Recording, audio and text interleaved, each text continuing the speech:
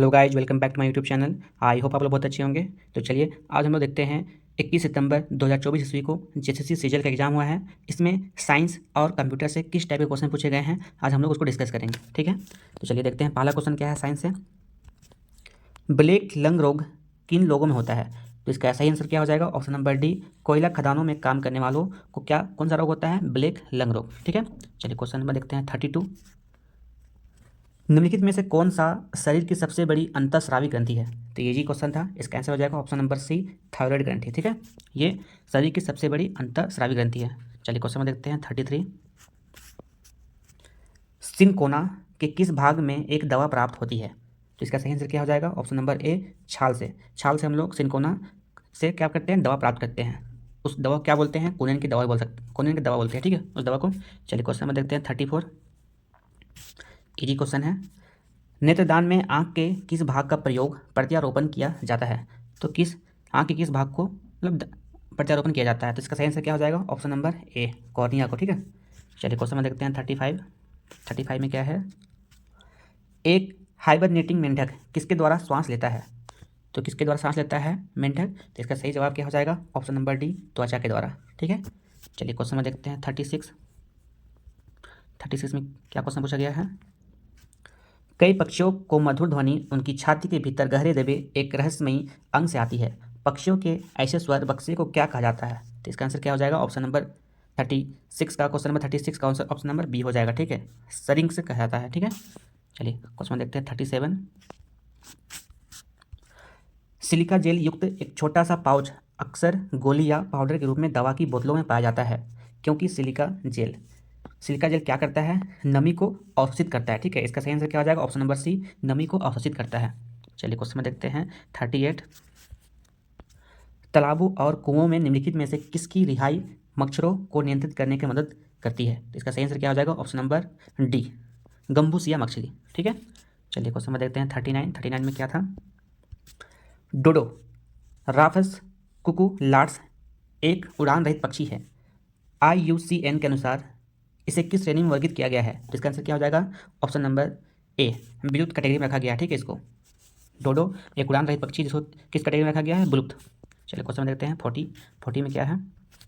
सब्जियों और फलों में लाल, गुलाबी, नीले और बैंगनी रंग मुख्य रूप से किस वर्णक से आते हैं? तो इसका सही जवाब क्या हो जाएगा? Option number A, anthocyanin. ठीक है, एंथोसाइनिन के कारण फलों में लाल, गुलाबी, नीले और बैंगनी रंग आते हैं। चलिए क्वेश्चन में देखते हैं 41। पीतल हवा की उपस्थिति में किस गैस के कारण विरंजित हो जाता है? पीतल।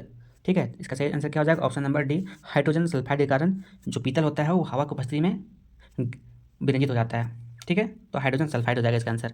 चलिए क्वेश्चन में देखते हैं 42। 42 में क्या है? श्रेया ने 6 आवश्यक पोषक तत्वों को 2 श्रेणियों में वर्गीकृत किया। कौन कौन सा? मैक्रोन्यूट्रिएंट्स और माइक्रोन्यूट्रिएंट्स। मैक्रो ये बड़ा होता है और माइक्रो ये छोटा होता है। ठीक है, जैसे कार्बोहाइड्रेट, प्रोटीन, पानी, वसा, विटामिन, खनिज। तो पूछा गया है क्वेश्चन, इनमें से कौन सा पोषक तत्व गलत वर्गीकृत किया गया है? तो इसका सही जवाब क्या हो जाएगा? ऑप्शन नंबर ए हो जाएगा। ठीक ना, वसा। वसा आपका माइक्रो न्यूट्रिएंट्स में आएगा। ठीक है, माइक्रो न्यूट्रिएंट्स में, माइक्रो में नहीं रहेगा ये वसा। तो इसका सही आंसर क्या हो जाएगा? ऑप्शन नंबर ए, वसा। चलिए क्वेश्चन में देखते हैं 42 में क्या है? पौधे का कौन सा भाग हमें केसर देता है? तो इसका सही आंसर क्या हो जाएगा? ऑप्शन नंबर डी, वर्ती काग्र, जिसको हम लोग स्टिग्मा भी बोलते हैं। ठीक है, ये क्या हमें प्रदान करता है? केसर। चलिए क्वेश्चन में देखते हैं 44। निम्नलिखित में से किस तत्व के लवण आतिशबाजी को रंग प्रदान करते हैं? ठीक है, तो इसका आंसर क्या हो जाएगा? ऑप्शन नंबर सी, स्ट्रोसियम और बेरियम। चलिए क्वेश्चन में देखते हैं 45। 45 में क्या है? क्यूरी बिंदु वह तापमान है जिस पर, इसका आंसर क्या हो जाएगा? ऑप्शन नंबर बी हो जाएगा, क्यूरी बिंदु वह तापमान है जिस पर एक धातु चुंबकीय गुण अपना खो देता है, उसको क्या बोलेंगे? क्यूरी बिंदु बोलते हैं। ठीक है, चलिए क्वेश्चन में देखते हैं 46 में क्या है? एंटा एसिड के रूप में किस क्षार का उपयोग किया जाता है? एंटा एसिड के रूप में, तो इसका आंसर हो जाएगा option number C, magnesium hydroxide. इसको एंटा एसिड के रूप में प्रयोग किया जाता है। चलिए क्वेश्चन नंबर देखते हैं 47 में क्या है? पेट्रोल की गुणवत्ता किसमें व्यक्त की जाती है? तो वेरी इजी क्वेश्चन है, इसका आंसर हो जाएगा ऑप्शन नंबर बी, ऑक्टेन संख्या में। चलिए क्वेश्चन में देखते हैं 49। फलों के रस के संरक्षण के लिए निम्नलिखित में से किसका उपयोग किया जाता है?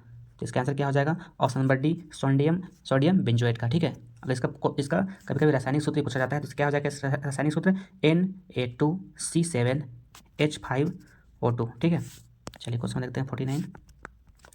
निम्नलिखित में से किस यौगिक का उपयोग अग्निरोधक कपड़े बनाने के लिए किया जाता है? अग्निरोधक कपड़े बनाने के लिए, तो इसका आंसर क्या हो जाएगा? Option number D, aluminium sulphate का। चलिए साइंस से हम लोग आज लास्ट क्वेश्चन देखते हैं, क्या है? चूहे के जहर में निम्नलिखित में से किसका उपयोग किया जाता है? तो पता होगा किसका, तो जिंक फॉस्फाइड का। Option number D, zinc phosphide का। तो ये हम लोग का साइंस का पोर्शन खत्म हो चुका है। चलिए हम लोग देखते हैं अब कंप्यूटर का। ठीक है, चलिए देखते हैं कंप्यूटर में किस टाइप के क्वेश्चन पूछे गए हैं। तो 91 क्वेश्चन नंबर है, क्या है? कंप्यूटर के क्षेत्र में वायरस शब्द का क्या अर्थ है? तो इसका फुल फॉर्म पूछा है, क्या हो जाएगा इसका आंसर? इसका आंसर हो जाएगा option number D, vital information resources under siege. ठीक है, ऑप्शन नंबर डी हो जाएगा वायरस का। ठीक है, चलिए क्वेश्चन देखते हैं 92। कंप्यूटर और कीबोर्ड के बीच संचार में डैश ट्रांसमिशन शामिल है, तो क्या हो जाएगा इसका आंसर? ऑप्शन नंबर ए हो जाएगा, सिंप्लेक्स। ठीक है, चलिए क्वेश्चन नंबर देखते हैं 93। निम्नलिखित में से कौन सी टॉप डाउन भाषा है? तो कौन सी है इसमें? जावा, फ्रंट-एंड, कोबल या फिर सी भाषा है। ठीक है, इसका आंसर हो जाएगा ऑप्शन नंबर सी। चलिए क्वेश्चन देखते हैं 94। वेबसाइट या वेब सामग्री देखने के लिए वेब सर्वर का उपयोग करते समय क्लाइंट क्या भेजता है?